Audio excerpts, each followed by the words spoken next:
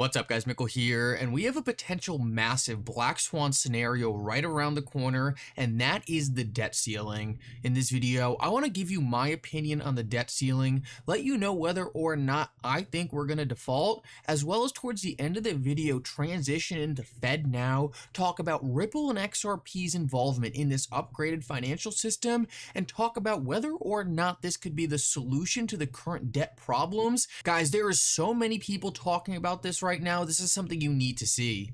Like always, your support means so much to this channel. Make sure to take a quick second to like this video and subscribe to my channel. It's really going to help me out so much. Also, if you ever need a good place to buy some XRP or the Flare token, make sure to check out my favorite exchange Uphold down in the description of this video.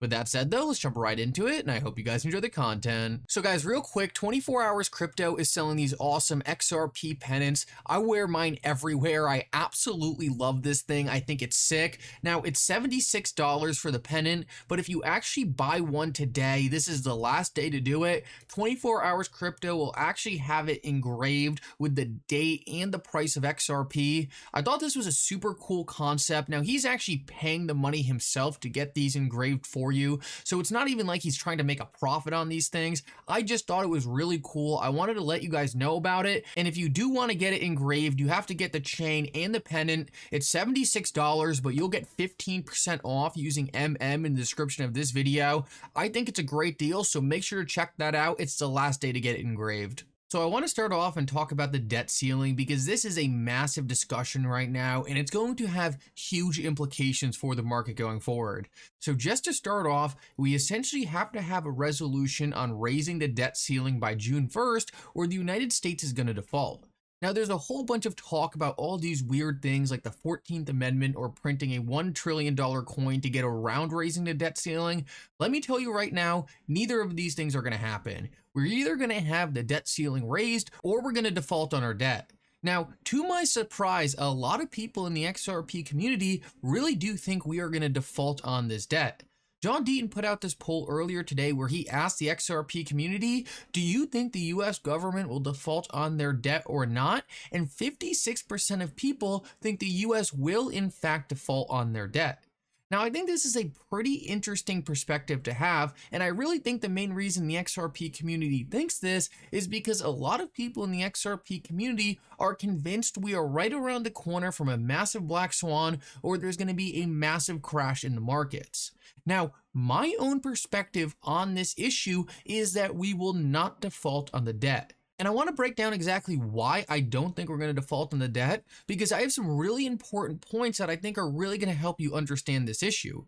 Now, it's important to understand, if I had a crystal ball and I knew what was going to happen, I would just tell you. I clearly don't, so I want to break down first what I think is going to happen, but then the worst case scenario and why I think there is a possibility we could. I just think it's a lower probability. So I want to dive into the main reason why I do not think we're going to default on the debt, and that is because the mainstream media has been fear-mongering the debt ceiling for the last 3 months. Whenever you have the mainstream media warping the public's opinion to think a certain way, almost always the opposite happens.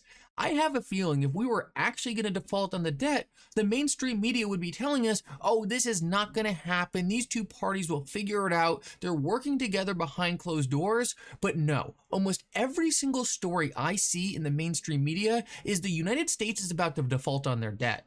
Now, me personally, I have found after being in the crypto space and honestly just watching how these narratives play out, I have found almost every single time the mainstream media pushes a narrative like this, the opposite ends up being true.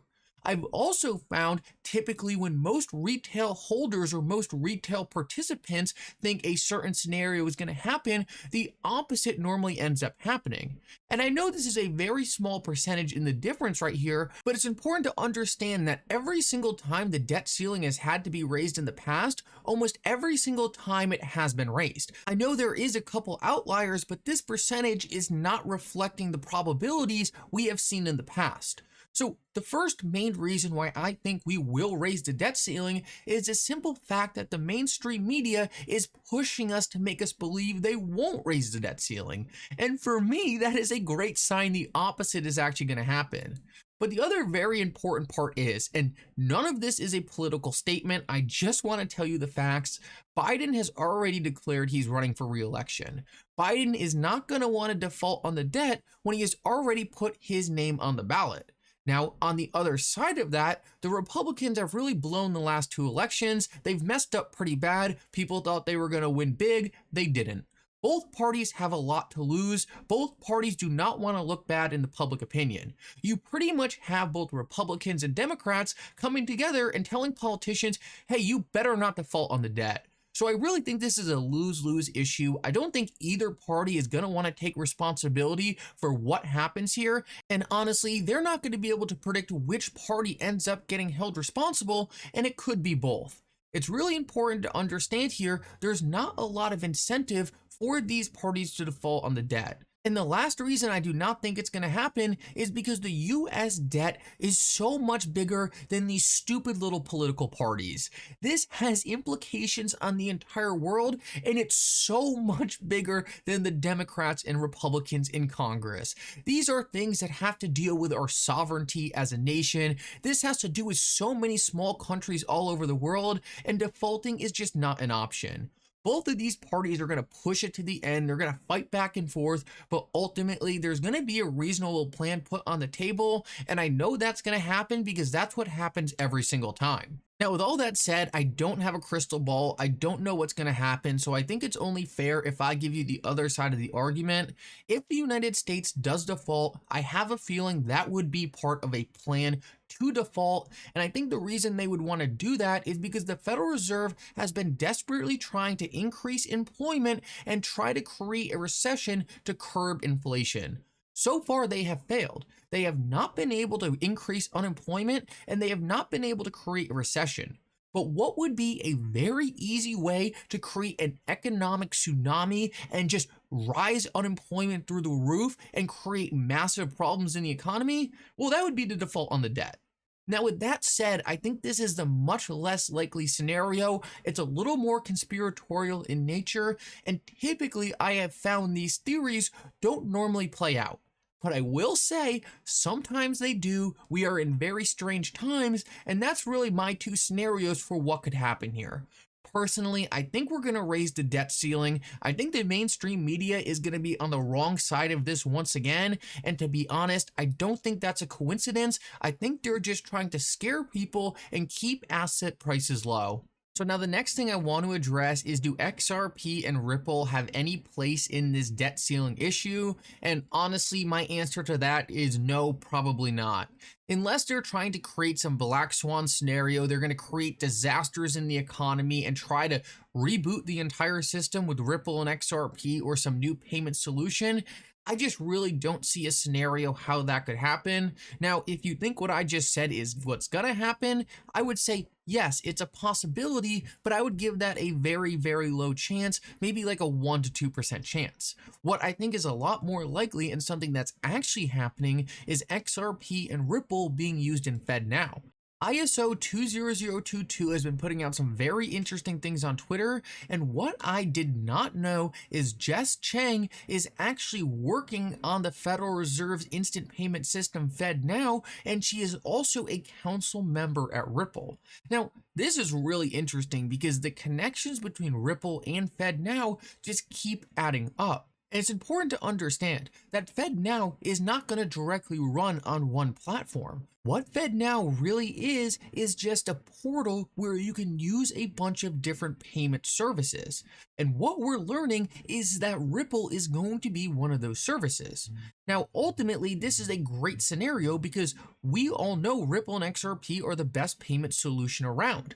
So all we have to do now is bet on XRP winning as a technology. For the longest time, Ripple and XRP have been held back, and they have not been included in systems like this. But we see they are now going to be included. So now we just need to bet that we've been right on the tech, and that is something I am fairly certain of. I know that if Ripple and XRP are given a level playing field to compete against some of these legacy systems, they are going to win out. Because no one in their right mind is going to want to wait 5 days for money to go from one place to another when it could happen instantaneously for fractions of a penny. Ultimately, this is the end goal. There should not be a scenario where FedNow is only using Ripple and XRP, and we don't need that to happen.